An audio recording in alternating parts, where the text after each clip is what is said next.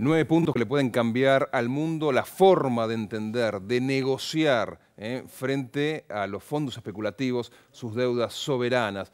Y tenemos que hablar de los fondos buitres porque el eje de esta cuestión es justamente la injerencia que han tenido, Raúl, en todo este tiempo. ¿Cómo nacieron los fondos buitres? Tal cual, Alejandro, si no hubieran existido los fondos buitres no se hubiera llegado a la necesidad de esta votación, por lo menos en este momento. Fíjate vos que repasando lo que le pasó a Argentina, pero lo que le pasó al mundo, porque Argentina es un reflejo, una proyección de lo que pasó en el mundo financiero en estos años. El tema de las reestructuraciones de deuda que tuvieron demandas judiciales, históricamente se inicia en la década de los 80. Ahí es donde aparecen, cuando aparece la crisis de México, una serie de crisis que primero afectaron a los países latinoamericanos, después a los asiáticos. El efecto tequila y demás. Exactamente. Ahí es donde aparecen las primeras demandas judiciales, todavía no se lo llamaba buitre. Lo que pasó en los 90, es decir, la década terrible del neoliberalismo, es que hubo un plan de Estados Unidos. Los años dorados para ellos, ¿no? Sí, claro. Fíjate vos, que de Estados Unidos hubo una idea casi mágica que se llamó Plan Brady, que lo que hizo el Plan Brady, sí.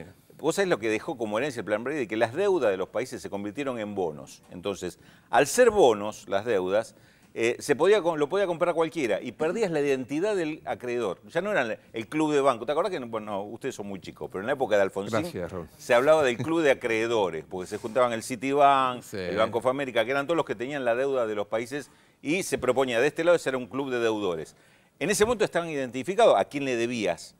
Cuando pasaron a ser bonos y esos bonos se vendían, un acreedor se lo vendía a otro y otro y otro, ahí aparecieron los fondos buitres, que empezaron a acumular esos bonos en el momento que un país caía justamente para demandarlo y sacar ventajas. Por eso es que a partir del 90 aparece este problema y es el país en el momento que coincide el gran endeudamiento argentino. Vamos a explicar a la gente que en paralelo al crecimiento de los fondos buitres también empezaron las recetas del Fondo Monetario Internacional y el Banco Mundial justamente como para solventar esas deudas que generaban los fondos especulativos y los países quedaban endeudados, ¿no?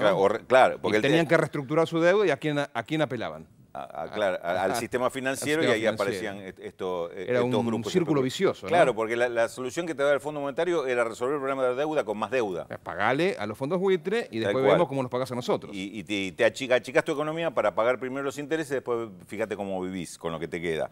Estas eran las recetas del Fondo Monetario. Esto es lo que fortaleció a los fondos buitres. Y te tiro una estadística sencillita para tener en cuenta lo que pasó. En esos primeros años de los 90, el 10% de las reestructuraciones o refinanciaciones de deuda que se presentaron, es decir, países que se presentaron a renegociar deuda, de esa cantidad, el 10% fueron atacados por juicios, demandas judiciales de fondos buitres. El 10% en la primera época. En los años, fines del 90, principio del 2000, tomás 8 o 10 años de esa época, el 25% de las reestructuraciones de deuda de países soberanos fueron atacadas por juicio de fondos buitres. En los últimos 8 años, ese porcentaje pasó a más del 50%. Es decir, más de la mitad de las deudas que se presentaron fueron atacadas por fondos buitres. Fíjate vos el incremento que tenía este problema y si esto no era necesario que las Naciones Unidas por lo menos tuvieran pronunciamiento. El marco histórico que nos diste, Raúl. Fundamental porque nos ayuda a entender qué es lo que ha sucedido y por qué llegamos a la situación a la que llegamos. Argentina tuvo, más allá de cualquier ideología política esto, el coraje de enfrentarlo.